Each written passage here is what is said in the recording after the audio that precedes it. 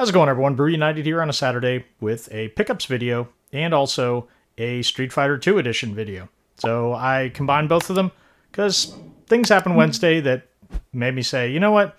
Probably not a good idea to do a video today because of the way I was feeling. And let's just leave it there. Okay. Let's dive in with pickups. So my birthday's coming up this next Saturday.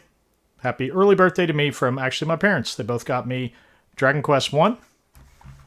Dragon Quest 2, Dragon Quest 3, and Dragon Quest 4.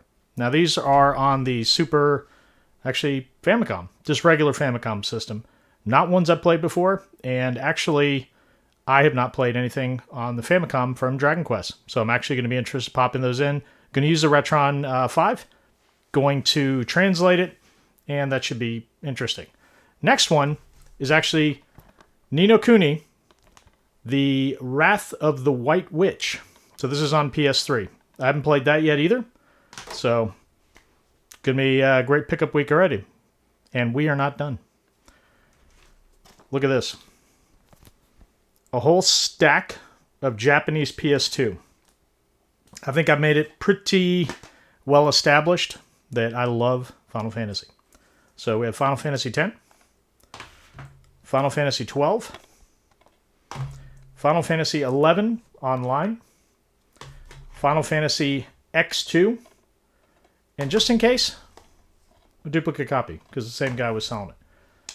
Got a ton more pickups coming next week, and I'm really interested in showing you what those are going to be, because there's some really amazing games in there, and actually a new system. Well, actually a really, really old system. So we'll see if you like that.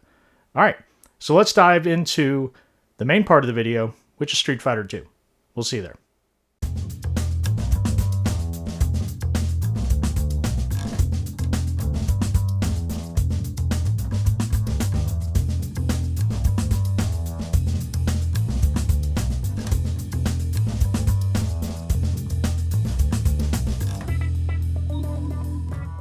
This may look like Street Fighter 2, but it's actually a love story. One that took place over multiple summers, and also at multiple locations. The first location was a pizza parlor, right near our high school, and the second one was actually a putt-putt course. The irony is we never actually played putt-putt. We'd go there every Saturday, and if some people needed picking up, we'd go get them, and we'd hang out there all day. Our lunch would be Don's Famous Pizza, who was the owner. And we'd also have as many fountain drinks as we could fill ourselves with. There was a brief time when we'd go to the mall and play in one of the local arcades, but you couldn't eat there. And also there was too many people in that arcade. This was ours. There was about probably 8 of us, including myself, and that putt-putt was our arcade. It had very few games.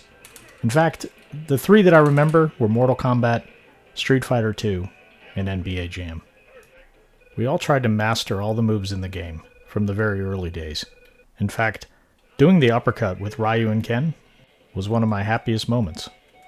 We learned it actually by watching someone who we nicknamed Hyperfingers, because he could do that short kick as fast as anyone we'd ever seen. You never did want to get caught up in that. We all had our favorite characters. Those characters had their strengths and their weaknesses, and we quickly found out that just having one character as a main, being a master at Zangief, and then coming up against Dalsim, was definitely not for the faint of heart.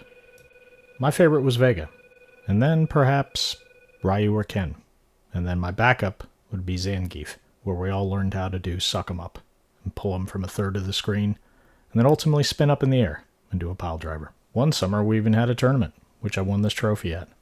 Some would claim that I was lucky, others would claim it's because they weren't there. We were all excited when Street Fighter 2 came out on the Super Nintendo, which was a new system at the time.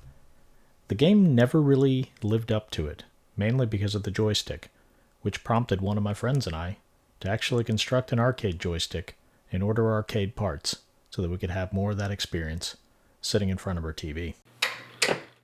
For a little bit of context, this machine that I just turned on sits 2 floors beneath where I'm sitting. Why did I buy it? Well, all that nostalgia that I was just talking about. Meeting with friends, eating pizza, telling jokes, doing all the things that we used to do before the pandemic, and the things that I cannot wait to do once again. In fact, this group of friends still keeps in contact, and I'm hoping one day we can relive that tournament that we had so long ago. And maybe this time, they'll win.